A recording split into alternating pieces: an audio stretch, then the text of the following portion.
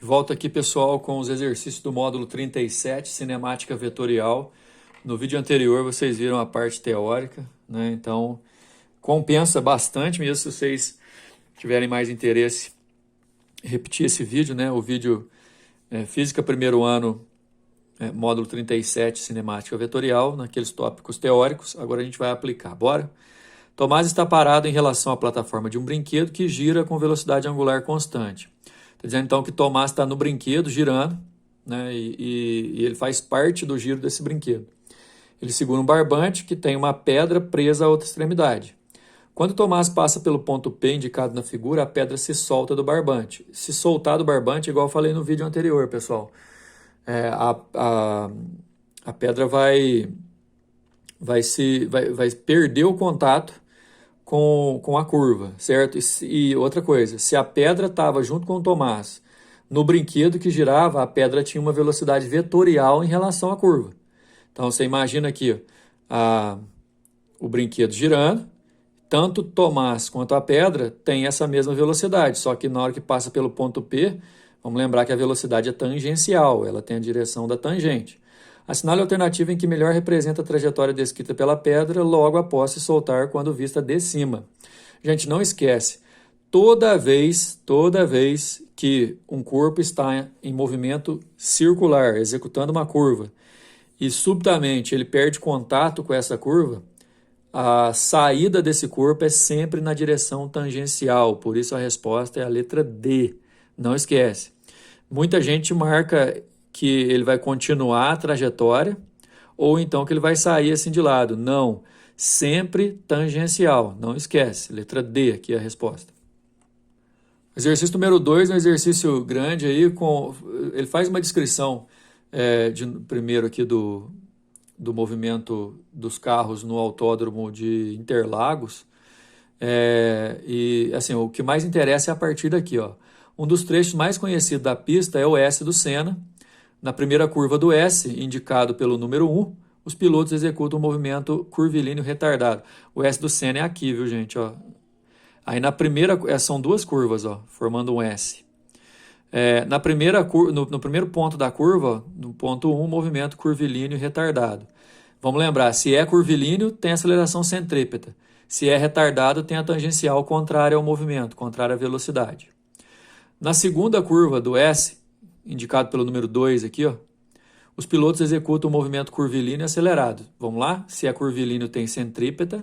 Se é acelerado, a tangencial está a favor do vetor velocidade, aumentando a sua velocidade e tal. A gente tem que olhar só para esses dois pontos aqui, ó. Supondo-se que o vetor aceleração resultante é dado por a aceleração é resultante vetorial da tangencial com a centrípeta, a alternativa que melhor representa os vetores de aceleração resultante e suas componentes para os pontos 1 e 2, respectivamente, é...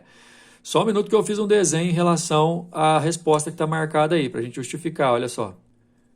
Seguinte, pessoal, aí ó, na tela estão as duas curvas que fazem parte do nosso S do Senna, né? Uma curva nesse sentido, né, anti-horário, e a outra no sentido horário. Ó. Você pode ver que forma um S, ó, se eu emendar as duas. De acordo com o enunciado, no ponto 1, o trajeto é curvilíneo e retardado. Então, se é curvilíneo, tem aceleração centrípeta, apontado para o centro da curva. E se é retardado, ó, se a velocidade está para baixo, porque o sentido de giro é esse, a tangencial está oposta. E aí você faz a resultante da tangencial e da centrípeta. No outro pedaço, né, no ponto 2, a aceleração tangencial é a favor da velocidade e a centrípeta também, ó, de novo, é apontada para o centro. E aí você faz a resultante e aí você vai perceber que a aceleração vetorial é assim, inclinado para cima ou inclinado para baixo aqui para a esquerda, vai dar a alternativa da letra C. Beleza, galera? Número 3. Curvas com ligeiras inclinações em circuito automobilístico são indicadas para aumentar a segurança do carro em altas velocidades, como, por exemplo, um circuito utilizado para corridas promovidas pela NASCAR. Esse carrinho aqui nem é no estilo NASCAR, né? Mas tudo bem.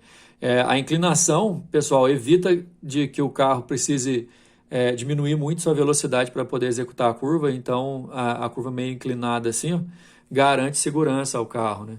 E ele vai fazer a curva, né, no sentido como se estivesse saindo aí da tela que você está assistindo.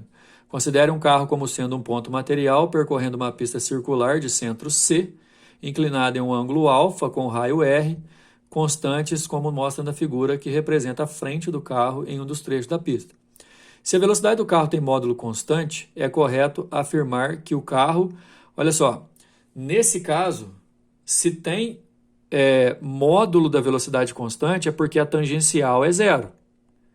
Então, é igual aquele quadro que a gente viu no vídeo anterior, né? O movimento, apesar de ser curvilíneo, tem a velocidade com módulo constante, então a tangencial é zero. Agora, se ele executa uma curva, é certeza que tem uma centrípeta. Ou seja, a aceleração centrípeta não é zero.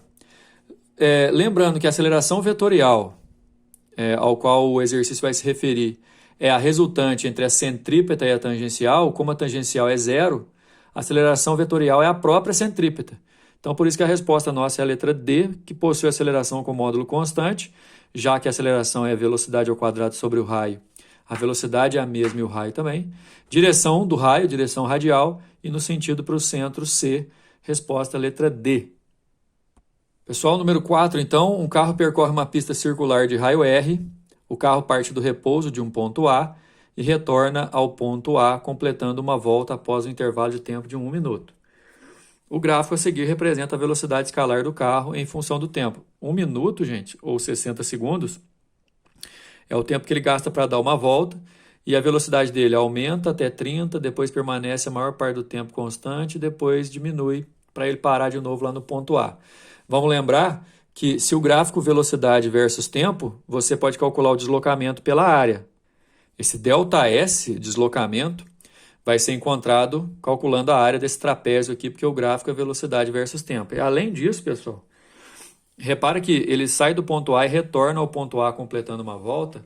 Nós temos que lembrar também que quando dá uma volta, lá da geometria, né, o comprimento de uma volta é 2π vezes raio. É uma coisa que a gente vai usar bastante mesmo. O comprimento é 2π vezes raio.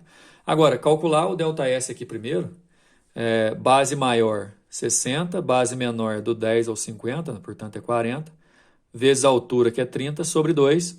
Vai dar um deslocamento em 60 segundos, foi um deslocamento de 1.500 metros. Ou seja, a volta tem 1.500 metros. E aí o exercício vai perguntar na letra A o raio da circunferência da volta, usando π igual a 3. Na letra B, o módulo da aceleração vetorial no instante 30 segundos, aqui, levando em consideração que aos 30 segundos a velocidade é constante. E a razão entre as acelerações centrípeta e tangencial no instante t igual a 5. Bora lá então, para fazer a letra A, a gente vai pegar o deslocamento e levar em consideração que é igual ao comprimento da circunferência, 2πr, igual eu falei anteriormente. A gente achou o deslocamento valendo 1.500, o exercício pediu para a gente usar o π igual a 3, então vai ficar 1.500 é igual a 6r, passou dividindo o raio da trajetória aí de 250 metros. Ok. Na letra B pediu a aceleração vetorial, já que o movimento é uniforme aos 30 segundos, você pode olhar aí que faz parte daquela reta horizontal falando que a velocidade é constante, a aceleração tangencial é nula. Mas como ele está fazendo uma curva, a aceleração centrípeta existe, e é velocidade ao quadrado sobre o raio. Naquele momento a velocidade é 30 ao quadrado sobre o raio que eu calculei aqui na letra A, vai dar 3,6 metros por segundo ao quadrado de aceleração centrípeta. Ora, o exercício pergunta a aceleração vetorial. A vetorial, galera, é a